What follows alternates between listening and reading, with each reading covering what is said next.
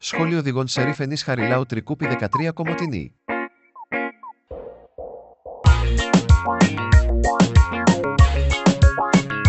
Δοκιμασίες εξέτασης άδειας οδήγησης μοτοσικλέτας κατηγορίας Α2 και Α με μία γρήγορη ματιά.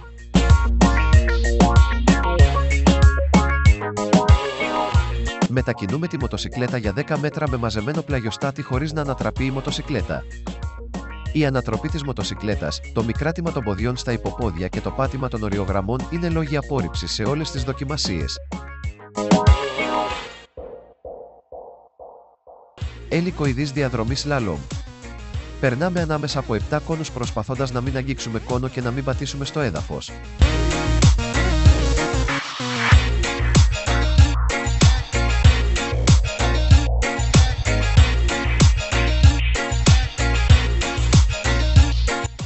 Κίνηση με μικρή ταχύτητα.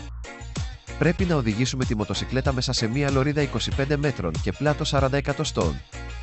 Μένοντας τουλάχιστον 15 δευτερόλεπτα μέσα σε αυτήν και δεν ακινητοποιούμε το όχημα σε καμία περίπτωση.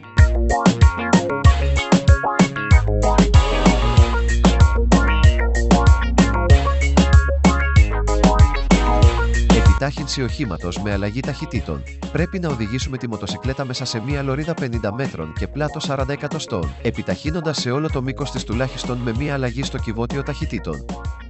Κίνηση με αποφυγή εμποδίου. Σε αυτή τη δοκιμασία πρέπει να διανύσουμε μία απόσταση 40 μέτρων σε χρόνο μικρότερο των 5 δευτερολέπτων εντός ειδικής λωρίδας πλάτους 2 μέτρων. Εξέρχοντας από αυτήν αποφεύγουμε ένα σταθερό εμπόδιο από δεξιά ή από αριστερά και εισερχόμαστε σε μία καινούρια λωρίδα αρχικού πλάτους 4 μέτρων και καταλήγει σε πλάτος 2 μέτρων σε απόσταση 7 μέτρα.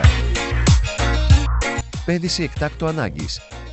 Σε αυτή τη δοκιμασία πρέπει να διανύσουμε μία απόσταση 40 μέτρων σε χρόνο μικρότερο των 5 δευτερολέπτων εντός ειδικής λωρίδας πλάτους 2 μέτρων και μετά την έξοδο πρέπει φρενάρουμε και να ακινητοποιήσουμε τη μοτοσικλέτα ανάμεσα στους δύο κόνους που μεταξύ τους έχουν απόσταση 20 μέτρα.